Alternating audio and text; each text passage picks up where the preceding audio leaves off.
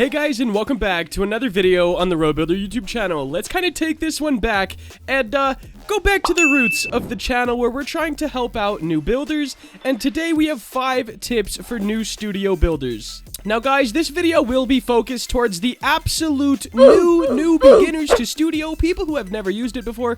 But if you are experienced, or at least somewhat experienced, maybe something in this video will help you as well. But to start things off, guys, Roblox has a movement system. We move in studs, and it's called, well, snap to grid, you know, right here.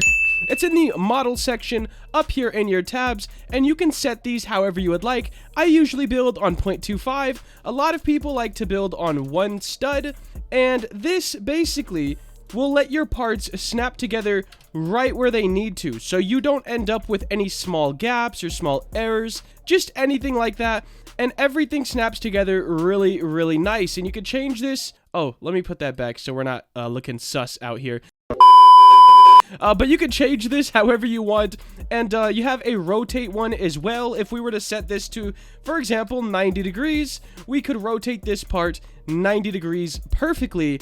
Of course, there's a quicker way to do that if you just press Control R. After clicking on a part, Control R, and it rotates it 90 degrees. That is a fun one. Control T is to turn it 90 degrees, and if you do Control R and then Control T, you can get it to there. So, that's our first tip, guys. Make sure you become very familiar with this system, Snap to Grid. It helps so much, as well as this system, which is pretty new. So, some of you good builders might not know about this, the pivot system. So, it's pretty cool, actually, how this works. We have our pivot point, which is this dot, in the center of this right here, and we can kind of edit. So, say we want the pivot to be here at the end of the block, all right?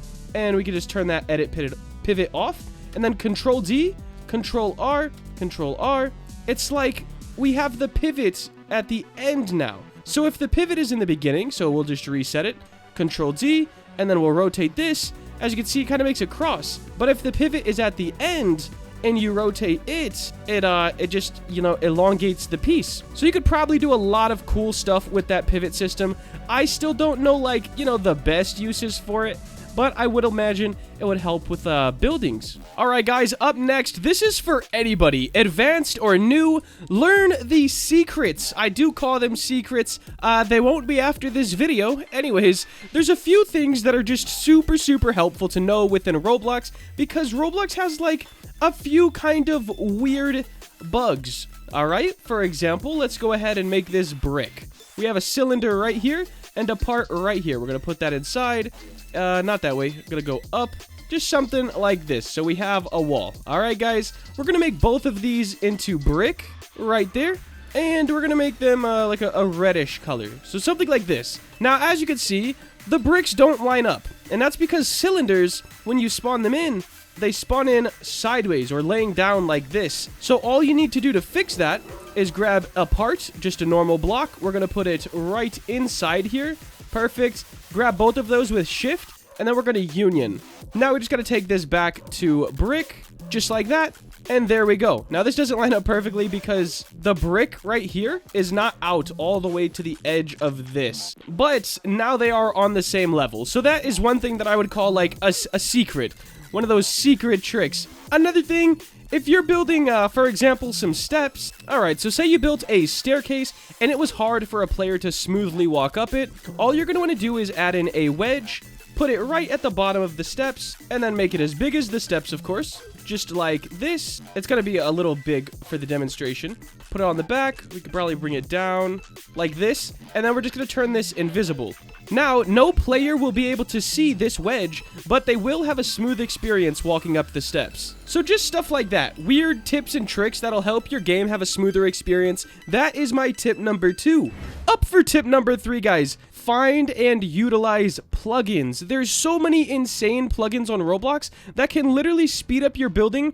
Ridiculous. For example, if I wanted to make, for some reason, some random design, okay? I'm gonna just go click on this, Archimedes, and we're gonna put this at like 20. Alright, perfect. And then we're just gonna do a render all. Okay, now we're gonna select all of these, render all of them at a little bit different of an angle. Let's go 15. Render that. Let's go a little lower. We'll go like like a 5. So now we have some sort of cool design, guys. And really, you could do so much with this plugin. But the thing is, if you were to build this, like piece by piece, it would take you like probably an hour. I just did it in 2 seconds. That's only one of the plugins. I'm going to render again just to see what happens. It's probably going to break the game. Oh yeah, it's crashing. Ooh. Oh, it might look awesome though. Oh my gosh. Guys, I have officially broke Studio. All right, tip number 4, if you're new to Studio, don't do what I just did. All right, Studio is officially unfroze and deleted whatever we were building. So check it out. We have so many plugins that are super helpful. For example, if you're using or making a mesh, and let's say your mesh is the most scaled down it can be. So now your mesh is this big and it doesn't fit in your game because it won't scale down anymore. This won't really happen with parts, but it will happen with meshes. There's these plugins right here, model resize. Click on that, and now you can rescale anything. It doesn't matter if it's hitting its size limits or not. You could scale it down, you could scale it up. It's just a great plugin, especially for new people.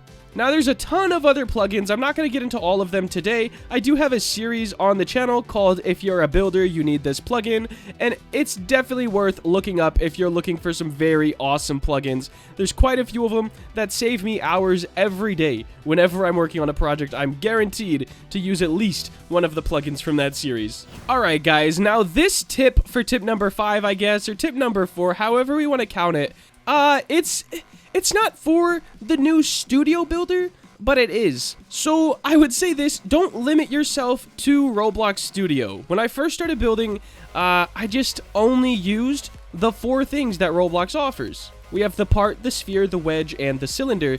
And it really did limit me to what I could build. And then I found Blender. And guys, Blender is a 3D modeling software, and you can make anything in there and then import it to Roblox. It saves me quite a bit of time. It also keeps part count low and stuff. And I still don't know the science behind this, but a lot of people say, hey, don't use unions. So I would definitely say if you're a new developer, you don't just have to stick to the bare bones roots of Roblox Studio. You could check out Blender, and it will help you progress quite a bit. Now, let's get back to the beginners, okay? The people who have never used Studio in their life and they just want to start game development just to be an awesome game developer. Anyways, we have something called the Toolbox. Now, I don't recommend using these models within an actual game that you're going to upload, but I do recommend checking out, let's say you want to make a treehouse. Go ahead and type treehouse in the search bar, and then click enter, and now you can kind of look at these and say, ooh, I wanted to build one like this, but I don't know how it was built. So now we can look at this piece by piece and see where they put their parts at and how they made up certain structures. Now, after you've been building for a long time, you could kind of just look at something, like I don't have to click on any of that, and I know what they used for every part of it. But for new builders, it is hard to take a real-life object and then wonder what pieces or what shapes put together make that object a reality. But I would definitely say, if you're a new builder, type in what you want to build, see how someone else made it, and then put your own twist on it and build it yourself. But guys, I think that is my top 5 or top 6 things a new builder can do in Studio. If this did help you or you enjoyed the video, please make sure to like, comment, and subscribe. Have a great day. Later.